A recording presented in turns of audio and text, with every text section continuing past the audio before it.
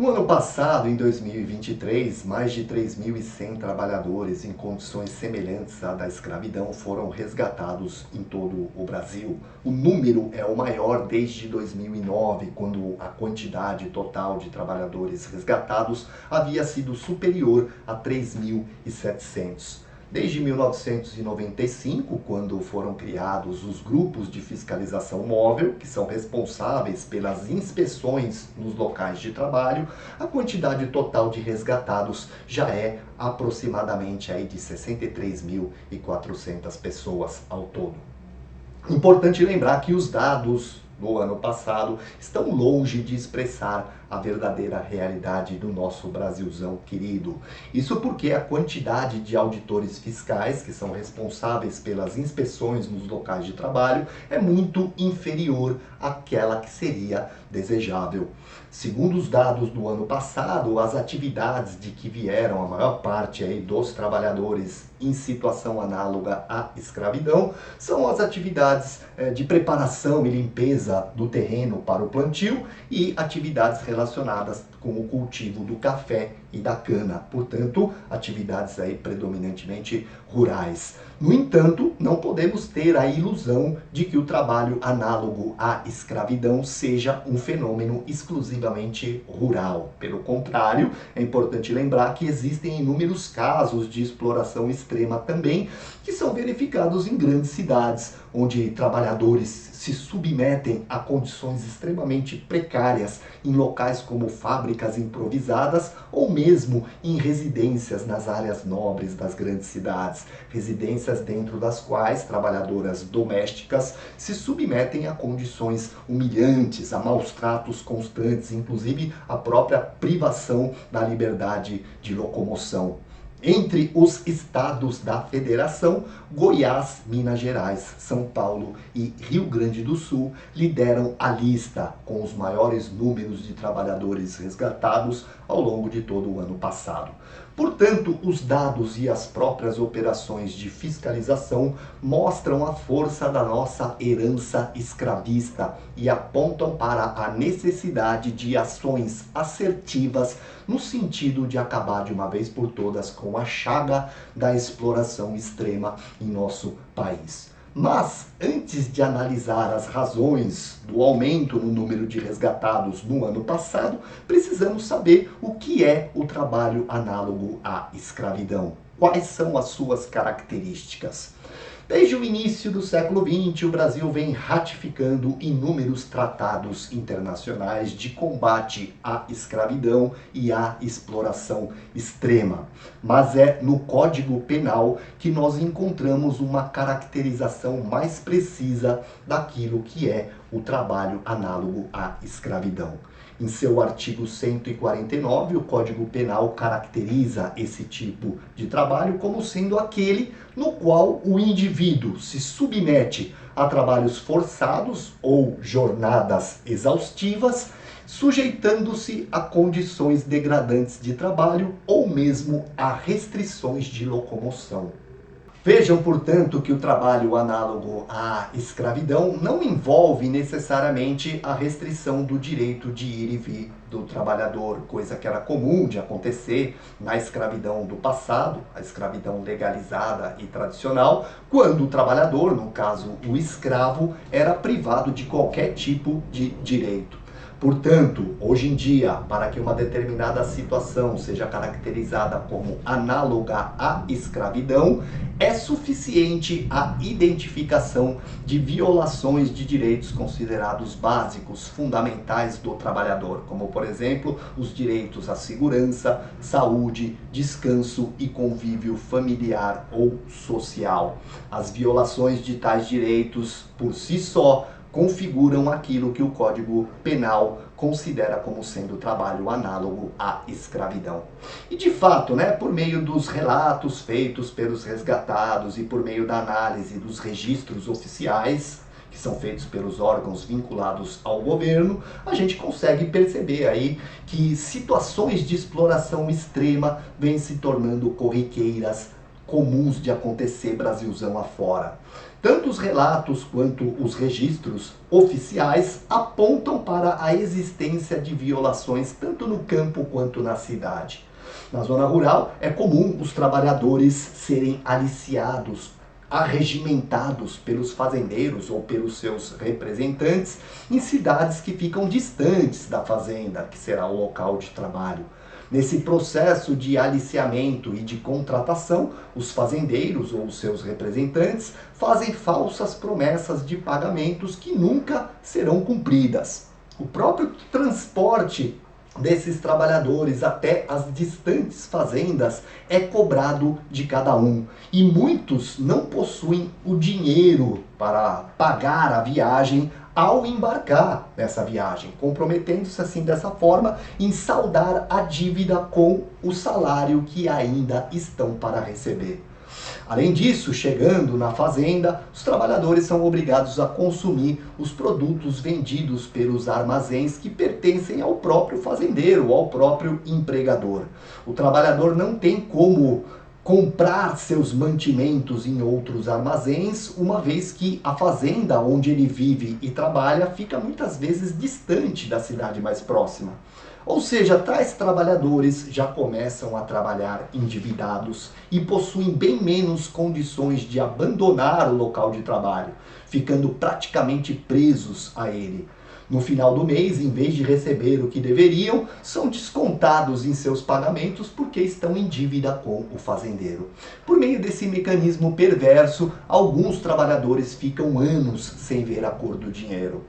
Ainda na zona rural, devemos ressaltar também as terríveis condições a que se submetem os trabalhadores nas carvoarias, muitos deles inclusive crianças. O preço baixíssimo pago por cada saco produzido e lacrado submete os trabalhadores a jornadas extensas, exaustivas e submete-os também a uma forte dependência econômica em relação ao empregador. Nos centros urbanos das grandes cidades, por sua vez, as operações de fiscalização apontam para a existência de inúmeras fábricas improvisadas, dentro das quais os trabalhadores se submetem a jornadas exaustivas de trabalho. Além disso, nessas fábricas improvisadas, as instalações são extremamente precárias. E dentro dessas fábricas, os trabalhadores, quando recebem alguma coisa, recebem muito menos do que deveriam. O ramo da confecção é um dos que mais se destacam na utilização desse tipo de trabalhadores, vitimizando sobretudo as mulheres, muitas delas inclusive de origem boliviana. Ainda nos centros urbanos existem casos inúmeros de trabalhadoras domésticas que ficaram décadas sem receber nada e que eram constantemente humilhadas pelos patrões. Algumas, inclusive, privadas do direito de sair das residências onde elas moravam, ou seja, ficaram praticamente aprisionadas às residências dos seus patrões.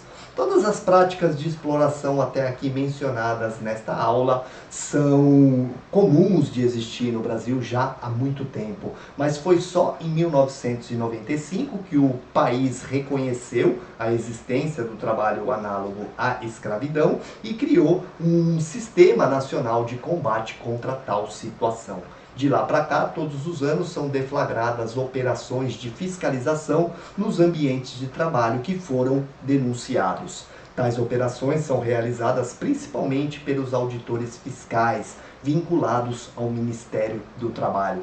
São eles, auditores fiscais, que, em suas batidas, resgatam os trabalhadores em tais situações e reúnem boa parte dos dados referentes ao número de casos constatados em todo o país.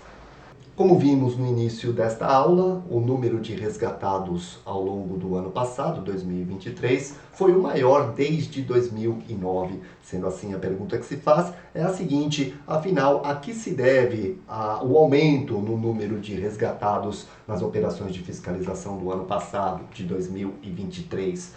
Primeiramente, é importante ressaltar a drástica redução de recursos utilizados para garantir as operações de fiscalização nos anos imediatamente anteriores a 2023. Com orçamentos minguados, ou seja, com a escassez de recursos, fica difícil adquirir equipamentos que são necessários para as operações de fiscalização. Equipamentos como aparelhos eletrônicos, computadores, automóveis e até mesmo drones que sobrevoam as áreas antes das batidas de fiscalização de fato acontecerem. No entanto, no ano passado, o orçamento destinado ao combate à escravidão contemporânea aumentou em quase 8 milhões de reais, viabilizando uma quantidade bem maior de fiscalizações, de operações de fiscalização em todo o território brasileiro. Sendo assim, a intensificação do combate no ano passado, 2023, somada a um represamento das operações nos anos anteriores, em parte explica o aumento verificado nos dados citados no começo desta aula. No entanto, é importante ressaltar que os números de casos do ano passado estão muito aquém da realidade, ou seja, nós temos uma subnotificação de casos. Isso porque a quantidade de auditores fiscais do trabalho, que são responsáveis pelas operações de fiscalização e resgate, é muito inferior ao que deveria ser. Hoje são menos de 2.000 profissionais disponíveis para dar conta das operações de fiscalização em todo o imenso, gigantesco território brasileiro, sendo que o último concurso realizado para a contratação desses profissionais aconteceu há mais de 10 anos, lá em 2013. É claro que uma menor fiscalização, por conta da falta de auditores fiscais, gera uma sensação de impunidade e tal sensação faz com que os empregadores, muitos empregadores, sintam-se à vontade para adotar as práticas mencionadas nesta aula, promovendo assim um aumento real dos casos de escravidão contemporânea, de trabalho análogo à escravidão no nosso Brasilzão querido. No entanto, segundo os especialistas, o aumento real nos casos de trabalho análogo à escravidão tem a ver com um fenômeno correlato com o qual eu pretendo encerrar a aula de hoje. Estou me referindo ao fenômeno da precarização. A precarização do trabalho é um processo por meio do qual os trabalhadores são cada vez mais empurrados para a informalidade ou então para contratos formais de caráter mais precário. Nessas relações mais desfavoráveis, os trabalhadores não só recebem menos, como também se veem mais fragilizados, tendo de se sujeitar a tarefas insalubres ou perigosas e a jornadas cada vez mais extensas, cada vez mais exaustivas. Com o avanço da precarização, o trabalho formal, aquele com carteira de trabalho assinada, perde cada vez mais espaço na sociedade. Consequentemente, os trabalhadores perdem direitos importantes, como, por exemplo, o seguro-desemprego, a indenização em caso de acidente de trabalho, a jornada diária de 8 horas, o descanso semanal, as férias remuneradas, ou seja, vários direitos que o trabalhador registrado possui e que aqueles trabalhadores que lidam com tarefas no mercado informal perdem cada vez mais com isso. Mesmo os trabalhadores formalmente contratados, aqueles com carteira assinada, com a precarização perdem cada vez mais direitos também e se tornam cada vez mais vulneráveis. Ou seja, meu caro amigo, a precarização é um fenômeno que não poupa ninguém. Sabemos que o processo de precarização vem crescendo bastante no Brasil ultimamente. Ao longo dos últimos 15 ou 10 anos, o fenômeno se aprofundou por conta de inúmeros fatores que eu mencionarei agora, mas que eu só conseguirei trabalhar com mais profundidade nas próximas videoaulas. Estou me referindo a fatores como, por exemplo, a uberização da economia, com a utilização cada vez mais ampliada dos aplicativos de entregas e também das próprias compras que estão sendo feitas cada vez mais online. Estou me referindo também à reforma trabalhista, que foi aprovada lá no ano de 2017 e que retirou da classe trabalhadora inúmeros direitos conquistados. Estou me referindo também à lei da terceirização, que foi aprovada no mesmo ano de 2017. Estou me referindo também, e aqui é importante salientar, porque pouco se diz a esse respeito, estou me referindo aqui também às inúmeras ações do STF que vêm sendo tomadas ultimamente, contrárias aos interesses da classe trabalhadora. Ações que não só ampliam, como legitimam, é importante ressaltar, a exploração extrema em nosso país. Estou me referindo também à reforma da Previdência, que foi aprovada lá no ano de 2019, e estou me referindo também aos efeitos da pandemia, cujas gestões em todas as esferas administrativas contribuíram bastante para aprofundar as desigualdades sociais, para promover uma maior centralização do capital e, consequentemente, também para promover uma maior precarização do trabalho. Em uma próxima videoaula, eu tentarei analisar com mais profundidade cada uma dessas medidas que contribuíram para aumentar a precarização. Tentarei também, numa próxima videoaula, dar conta de analisar as novas relações de trabalho que vêm surgindo no Brasil e no mundo ultimamente. Mas, para o momento, é importante saber que cada um desses fatores que eu acabei de mencionar contribuiu à sua própria maneira para ampliar a fragilização do trabalhador, retirando dele inúmeros direitos conquistados e conferindo ao empregador um poder bem maior do que ele possuía anteriormente. E é claro, né, meu amigo trabalhador fragilizado é muito mais vulnerável à escravidão elementar, não é mesmo, meu caro Watson? Para finalizar, caso o tema de hoje vire uma proposta de redação, sugiro que você elabore sua intervenção no final do texto, apontando para a necessidade de se ampliar os recursos destinados às ações de fiscalização nos ambientes de trabalho. Além disso, sugiro também que você aponte para a necessidade de se aumentar a contratação de auditores fiscais por meio de novos concursos, como por exemplo o que vai acontecer de fato no mês de maio deste ano de 2024. Sugiro também que você aponte para a necessidade de se adotar políticas de valorização real dos salários e também de combate à informalidade no mercado de trabalho e, em última análise, de combate também à própria precarização do trabalho. Sugiro que você aponte aí para a necessidade de se melhorar significativamente as condições de vida e de trabalho dos brasileiros de uma forma geral. Por fim, os especialistas apontam também para a necessidade de se manter e de se ampliar os programas de transferência de renda, como por exemplo o Bolsa Família. Isso porque, com recursos pagos pelo Estado para garantir o básico para a sobrevivência dos mais pobres, o trabalhador de baixa renda adquire um maior poder de negociação na hora da contratação, se recusando, por exemplo, a aceitar serviços que ferem sua própria dignidade. Dessa forma, os empregadores serão forçados a oferecer melhores condições de trabalho, contribuindo dessa forma para a redução significativa dos casos de trabalho análogo à escravidão no nosso Brasilzão querido. Galera, a aula de hoje foi extensa, não por acaso, o problema é extremamente complexo. Não dá para fazer uma aula sobre o trabalho análogo à escravidão num videozinho do TikTok de 3 ou 5 minutos. Não dá para discutir um problema assim tão complexo em poucos minutos, portanto a aula se estendeu. Mas se você chegou até aqui, gostou da nossa videoaula de hoje, aprova o nosso projeto aqui do canal Hiperatualizando, deixa um like, compartilha nosso vídeo, se inscreve no canal porque sua importância é fundamental. Um grande beijo, encontro você na próxima semana, na nossa próxima videoaula.